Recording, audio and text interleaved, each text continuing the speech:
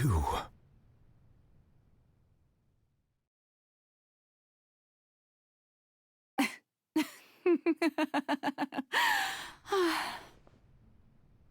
Sorry.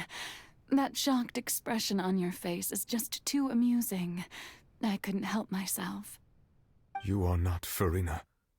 Who are you? The sweet sound of bewilderment. Marvelous.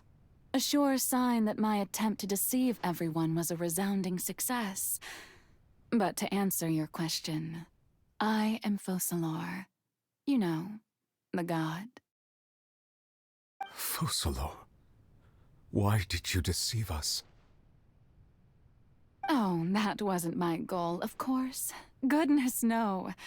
But I had to fool everyone else too, if I was to stand any chance of deceiving the heavenly principles. Deceiving the heavenly principles? It's all because of that pernicious prophecy. Dreadful, wasn't it?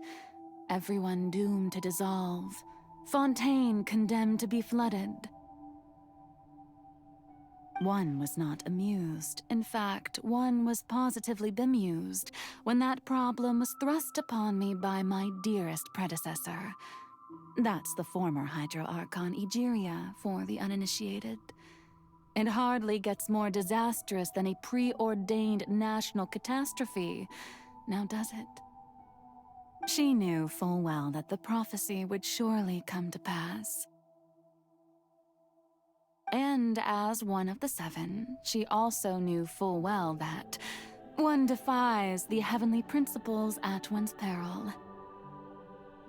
So yes, as you have no doubt surmised, it was a rather impossible situation that I found myself in.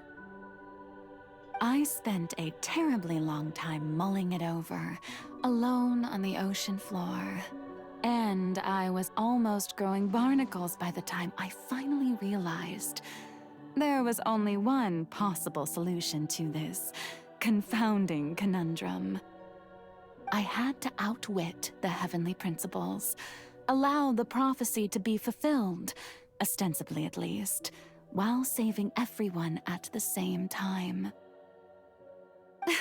I'm a genius, I know. I can only assume that's why Egeria chose me as her successor. Although, looking back now, it was hardly the inheritance one dreams of. Between the task of saving the nation, the quotidian duties of the Hydro-Archon, and not to mention the original sin of creating a new race of humans, I dare say she left me quite a colossal mess to clean up. But one can only play the hand one is dealt.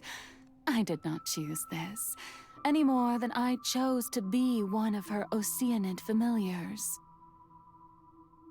So you were also once one of the Oceanids, transformed into a human by Egeria's hand. Yes, I was. I always dreamed of becoming human. And I still do, even now. In my eyes, to be human is to be part of the greatest opera ever known. After becoming a god, I separated my divinity from my body and spirit, leaving behind only a self that was as naive and bewildered as my past self on her first day as a human being. The me you see before you now is that divinity, and the human counterpart I left behind, I named Farina. She could feel joy, sorrow, and everything in between. She could be as vain and conceited, or as meek and vulnerable as she wished.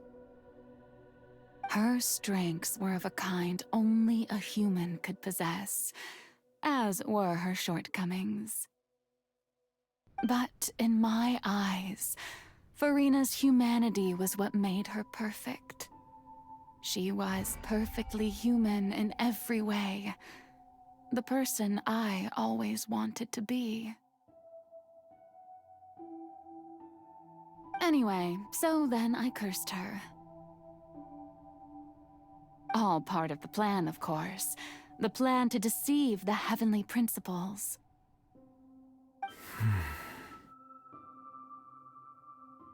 Do you still remember the final scene of the prophecy? The Hydra Archon, alone, weeping on her throne. In order that the prophecy might appear fulfilled, I invited Farina to be an actress, to play the part of the Hydro Archon in the prophecy. Under the curse I placed on her, so long as I, Focalor's divinity, continued to exist, she could not die. But nor was she free to live her life in the pursuit of happiness. Instead, she was forced to take the stage in the opera house, to embrace the role of leading lady, to forever play the part of the god from the prophecy, all to create a deceitful appearance of that prophecy coming to pass. I suppose now you probably understand why your court is called the Opera Epiclese. But Farina is only human, isn't she? Even though she has had a long life, her mind is no stronger than that of any other ordinary human being.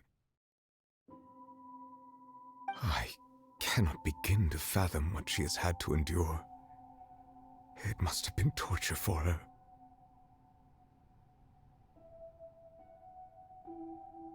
It has indeed. And although she is, in a sense, me in human form, I most definitely owe her an apology for it. It's been 500 years. And all along, she's been playing her part in the most unimaginably long, unbearably lonely, and agonizingly painful opera of all time.